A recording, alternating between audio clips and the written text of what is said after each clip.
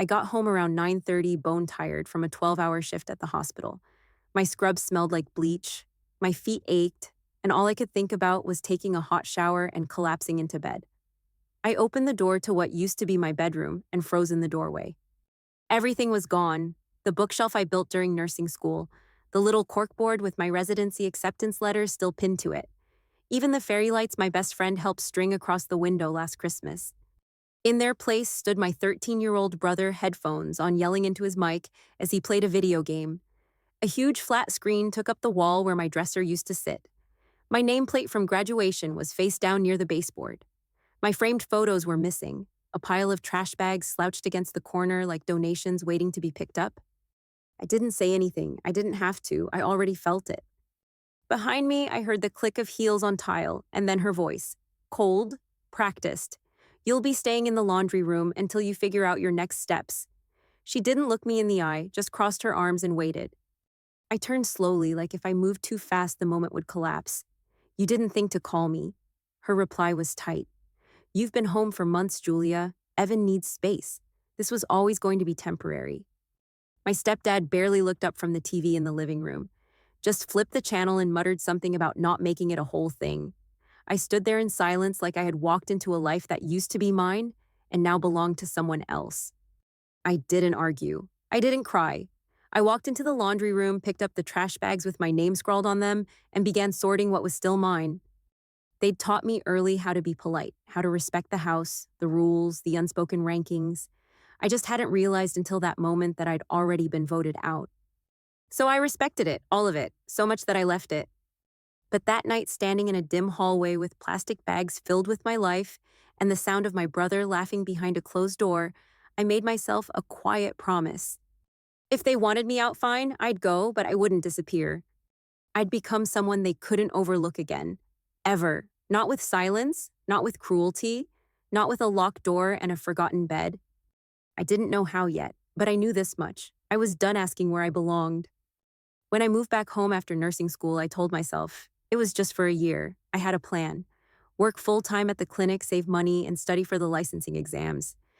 At first, it wasn't terrible. My mom baked blueberry muffins and left them on the counter. My stepdad made a joke at dinner and called me Nurse Julia, like it was a title I had earned. We laughed. It felt like a warm return. I unpacked slowly. I made my bed.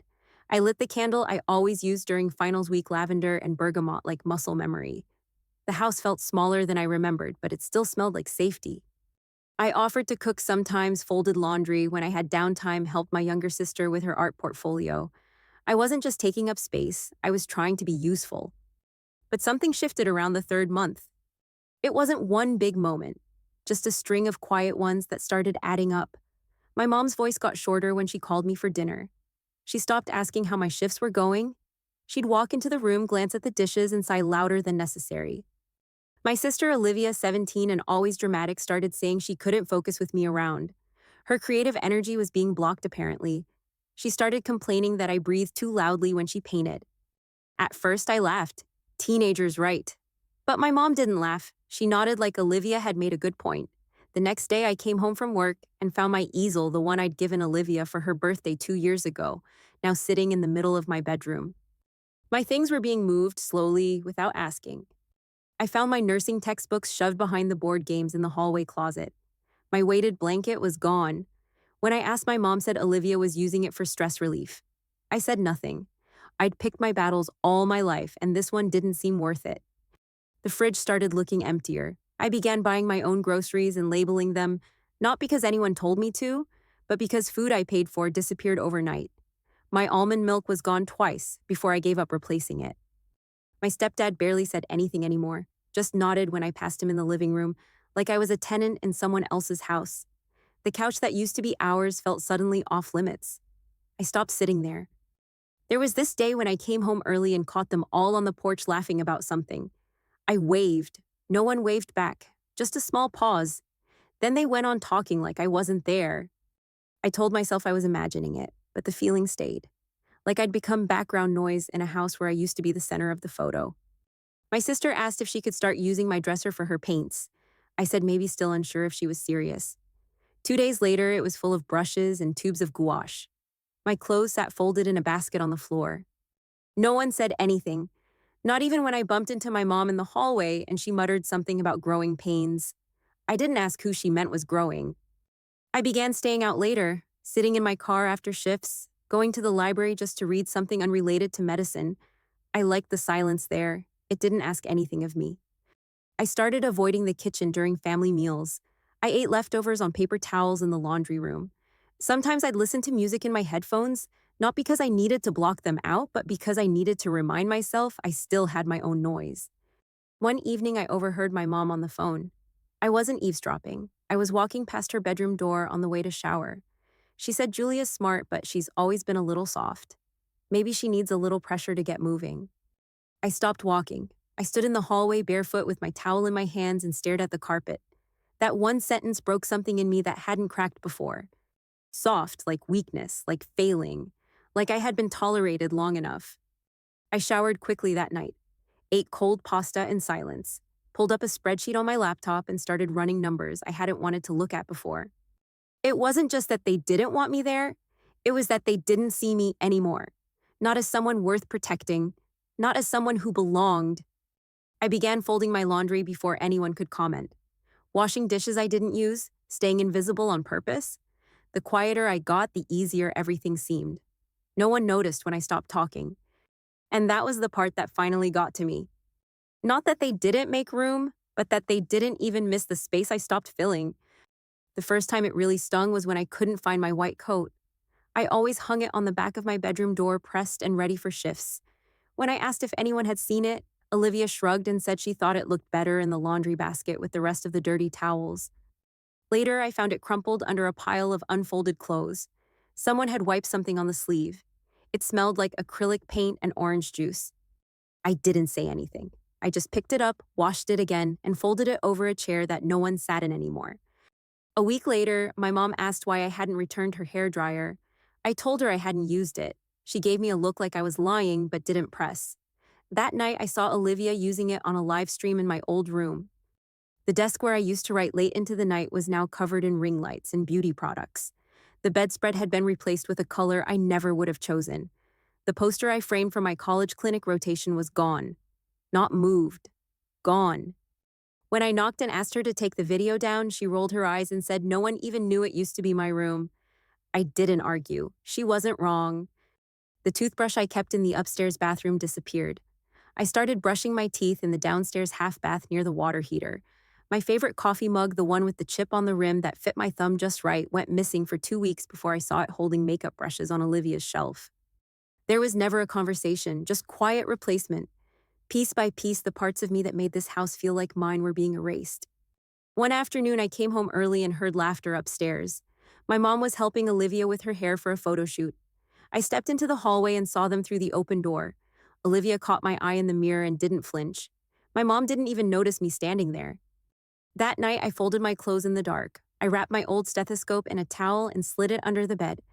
I didn't know why. Maybe I just didn't want to see it on someone else's desk one day. The next morning, the cereal I always bought was gone. The box was still there, empty. I asked if someone had finished it, and my mom said maybe I should start labeling my food if it was that serious. Her tone was clipped, her gaze flat. I started drinking coffee at the hospital instead. It wasn't about the things. Not really. It was how no one asked, no one checked. No one cared enough to wonder if something mattered to me before they took it or moved it or gave it away. I stopped using my name on anything. I stopped talking at dinner. I stopped expecting anyone to ask how my day went. It was easier to disappear than to keep feeling the sting of being seen and ignored. And I was starting to realize that disappearing was exactly what they preferred. I was coming home from the clinic on a Wednesday afternoon. My shift had ended early, and I figured I'd use the quiet to review a few residency application essays. As I walked up the driveway, I heard voices near the hedges. My mother was trimming branches with the neighbor, Mrs. Kingsley. They didn't see me.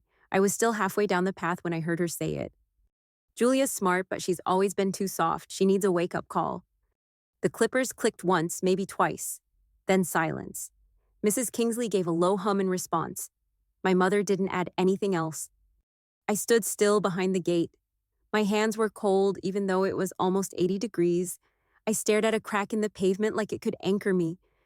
I wasn't her daughter in that sentence. I was a project. a disappointment wrapped in politeness, something to be hardened, pushed, reshaped. I didn't confront her. I didn't even walk inside right away. I sat in my car for half an hour with the air off and the windows closed, letting the heat wrap around me like insulation. That night, I didn't eat dinner. I said I had already eaten at work. No one asked what. No one cared if it was true. I lay on the floor in the laundry room, staring at the ceiling, counting how many tiles were stained. I thought about how many years I had worked to make her proud, how every good grade, every late shift, every moment of restraint felt like an offering. And now I knew she hadn't seen any of it. I wasn't lazy, I wasn't broken, but I was tired of shrinking to stay tolerated. I wanted something more than survival in a house that made me feel invisible. I didn't cry. Not that night. Instead, I opened my laptop and pulled up my old savings spreadsheet. I created a new tab and titled it Exit Plan. That moment didn't shatter me, it cleared me. There was nothing left to prove. No room to win back, no tenderness to wait for. All I had now was time and silence and the first real decision that belonged only to me. I wasn't leaving out of anger. I was leaving because I wanted to live somewhere I didn't have to earn permission to exist. The morning after I heard my mom call me soft, I didn't get angry. I opened my laptop, made coffee in silence, and started a new spreadsheet. I labeled it Exit Plan, bold letters, top center. I knew what I had in my checking account. I knew what was left from the tutoring gigs I did in nursing school. I reached out to an old classmate who edited medical applications part-time and asked if she had overflow work. She did. I started reviewing personal statements during my lunch breaks. On the weekends, I took extra shifts at the clinic and walked dogs for a neighbor who traveled often. Every dollar went into a new savings folder I renamed quietly on my banking app Just Mine. I didn't talk about it. Not to my mom, not to my dad, not even to my best friend from college who usually knew everything. The planning was mine, and for once the silence felt protective, not isolating. At night, I stayed up running numbers, mapping timelines. I gave myself 90 days. It wasn't a round number. It was just how long I figured I could keep my head down before the house pushed me out completely. I started cutting expenses, canceled subscriptions, made meals at home, and packed leftovers into reused containers. I called it my soft protest. One evening, I was scrolling listings for cheap studio apartments when I saw it. The house next door was on the market. I almost laughed. It looked like a wreck paint peeling front gate leaning to one side, but it was quiet. And it was empty. The idea bloomed slowly. I didn't imagine transforming it into anything special. I just imagined not having to ask where my things were, or wonder if I was in someone's way. I saved the listing and kept scrolling, but my mind kept circling back to that crooked fence. It wasn't far, but it was enough. A few days later, I watched a couple tour the place with a realtor. I stood behind the curtain in the laundry room and stared through the dusty window. Something twisted in my chest. I didn't know if it was longing or fear of being left behind. One more time. I kept working. I picked up evening shifts and weekend writing jobs. The spreadsheet started to grow. Each update felt like I was sewing something back together one line at a time. The house next door stopped looking like a wreck. It started looking like a boundary, like a line I could draw that no one else could erase. I didn't dream big. I just dreamed free. A front door that locked from the inside. A room where my white coat could hang untouched. I didn't tell a soul. I walked past that house every evening on my way home like it was already mine. The peeling paint felt honest, like something waiting to be chosen. I signed the offer after a night shift sitting alone in the corner booth of a coffee shop that opened before sunrise. My scrubs still smelled like disinfectant. My hands were dry from constant washing, but steady as I tapped the confirmation button. It didn't feel dramatic. It felt like breathing without holding my shoulders up. I didn't text anyone. I just ordered a black coffee and stared at the email that said I was now under contract. The house looked worse up close. The porch sagged, the screen door creaked, and a bird's nest was lodged under the crooked porch light. Still, I didn't flinch. I didn't see a mess. I saw space. The closing happened quickly. I had saved enough to pay in full. The agent Kelly asked twice if I was sure. I nodded both times. I didn't celebrate. Not with champagne or calls or posts. I showed up the next morning with a bucket, a mop, and a secondhand toolbox I'd bought off Craigslist. The key fit tight. The air inside smelled like dust and forgotten stories. I opened every window, pulled back every curtain. I scrubbed the walls until my arms ached. I patched the cracks in the drywall and painted the front room a moody blue I'd always loved but never been allowed to use. I painted it slowly in long, even strokes.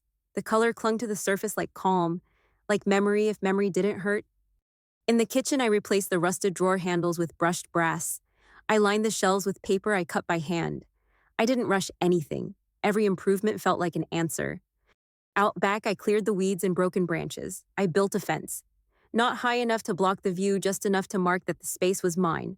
I planted lavender near the gate and watched it lean toward the light. Then I added the pool. Small, quiet, tucked in the corner where the sun touched first in the morning. I lined it with slate tiles and a shallow waterfall I learned how to install from a YouTube video. The water caught light in a way that made me stand still for no reason at all. The window in my parents' kitchen looked straight at it. I didn't plan it that way, but when I noticed, I didn't change it either. I moved in without a word, packed my bags, left my old house key on the entryway table, walked 50 feet with a box in my arms and a breath I hadn't taken in months. There were no speeches, no final look back, just the sound of gravel under my shoes and the click of a door that only opened for me. The first morning, I stood on the back patio with iced coffee in one hand and my phone off in the other. The sun rose slowly like it was waiting for permission.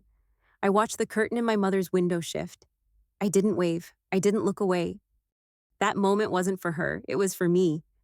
The first time my mother saw the pool, I was stretched out on a lounger with a towel draped over the back and iced coffee sweating in my hand. I wasn't sunbathing. I was just there, letting my body rest without urgency. The air was quiet except for the soft bubbling of the waterfall. My phone sat face down on the table. I let the silence do the work. She stood behind the curtain of her kitchen window. I saw the fabric shift the faint outline of her posture. She didn't open the window. She didn't wave. She just watched. I didn't move. I didn't adjust the towel or glance over my shoulder. That moment wasn't about her. It wasn't even about being seen. It was the first time I felt unshaken in her presence. A few days later, my dad came to the fence. I was watering the lavender near the back gate. He stood there for a second like he wasn't sure how to begin. When he finally spoke, his voice was low.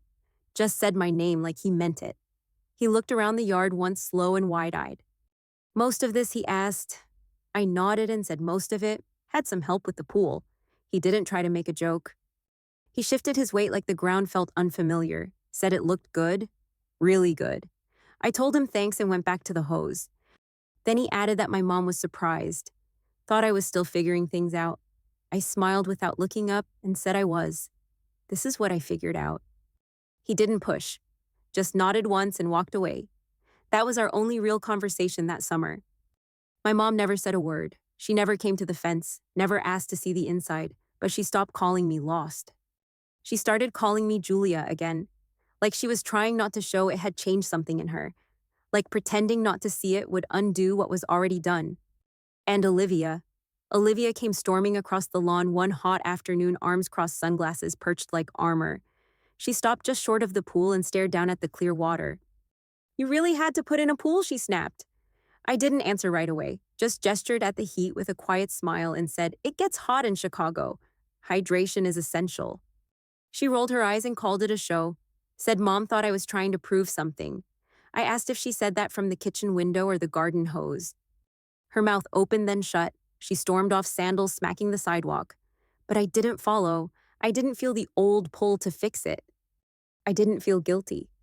Later, I sat under the string lights I'd hung by myself. The chairs were mismatched and the patio still needed sealing, but it was mine. The music played softly from a speaker tucked in the corner. Jazz, nothing dramatic. That night, I grilled chicken and vegetables and ate by the water with 2 friends from the clinic. We laughed, we didn't talk about the past, and someone asked how I pulled it off. I didn't hesitate, said I didn't know I could until I lost my room. And that was the truth. Losing that room wasn't what broke me. It was what opened the door. I never asked for applause. I never told them they were wrong. I just stopped asking for space in a house that had made it clear I didn't belong. I gave that space to myself, 50 feet away, quiet, unshared, unshaken. And they saw it, every day through a window that used to be mine. The days moved differently after I settled in, not slower, just quieter, like the house had learned to breathe without asking permission. My dad stopped by the fence sometimes, never stayed long. He'd ask about work or compliment the flowers near the gate. There was guilt in his voice, though he never said anything close to sorry. I didn't push. I didn't need it anymore. My mom never came. Not once, but she looked through the kitchen window when she thought I wasn't paying attention. She used to call me lost. Now she just used my name clipped and formal like she was training herself to forget why she stopped using it in the first place. That was fine with me. I didn't need warmth from someone who had turned away while I was still asking to stay. Her silence was its own kind of honesty. Olivia didn't take it as well. She came over once more, said the pool was tacky and the house looked staged. I told her the lavender came from clearance bins and the trim was painted by hand. She rolled her eyes and said it wasn't even that impressive. I didn't reply. I let the silence stand between us like a choice. That was the last time she came over. I didn't send invitations, I didn't show off, I lived. I woke up when I wanted, cooked what I liked, played music without headphones. There was no tension in my shoulders when I crossed the threshold. No bracing for the next comment, no defending space that never felt like mine. I kept working, I paid my bills, I planted herbs in small pots on the windowsill and started baking again on Sundays. Not to share, just because I wanted to. Some mornings I still caught my mom watching from the other side of the curtain. She never waved, I never ducked. We had said everything we needed in the months before I left, or maybe we hadn't. But the silence worked just as well. My dad texted sometimes, holidays, weather updates. He asked once if I'd come for dinner. I told him I might. I never did. I wasn't holding a grudge, I was holding peace. I used to think closure meant answers. Now I know it's just the moment you stop needing them. There were no apologies, no letters, no sudden change of heart, just distance, clean and steady. And for the first time in my life, that was enough. These days, I wake up without checking the time. I make coffee in the quiet barefoot on the cool kitchen tile with no one waiting to comment on what I do next. The silence feels full now, not empty. I work remotely for a nonprofit hospital network. It's steady, not flashy, but it lets me care for people in a way that still feels right. I log off most days with enough energy left to live. Sometimes I swim before dinner even when the air is a little cold. I float on my back and watch the sky shift, no one watching me from behind a curtain. The pool is small, but it holds peace in every ripple.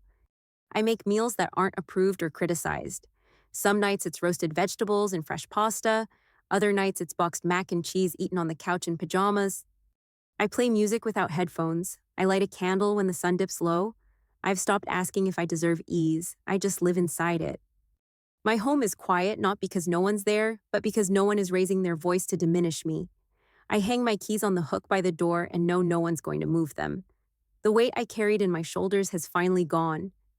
This isn't a glamorous life, it's a stable one I built from the pieces that used to be overlooked.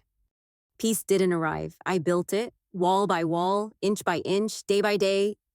If you've ever felt invisible in your own home, I want you to know I see you. If your voice has been quieted or your presence made small, it doesn't mean you were the problem. Sometimes the people around us can't see past their own noise. You don't need a dramatic exit to reclaim your life. You don't need to prove anything to be worthy of peace. The moment you stop asking for permission is the moment something begins to shift. It's not about winning. It's not about making them regret it. It's about giving yourself what they couldn't or wouldn't. Respect, room, stillness. You are not a burden. You are not behind. You are not broken for wanting to be held seen or safe. Healing doesn't always look like confrontation. Sometimes it's a spreadsheet and a quiet savings plan. Sometimes it's a fence you build without asking for help. And sometimes it's a small pool in a backyard where no one claps, but you still feel proud. Because you made it. You did the work. You chose you. I won't tell you it's easy, but I will tell you it's possible. I built peace 50 feet from the place I lost myself, and I did it without apologies. If you're still stuck, still shrinking, still waiting for someone to notice, I want you to know you're not alone. You're allowed to want more. You're allowed to leave. You're allowed to matter. And when you do finally carve out that space, even if it's small and imperfect, you'll feel it. The quiet strength of being whole on your own. You deserve that. You always have.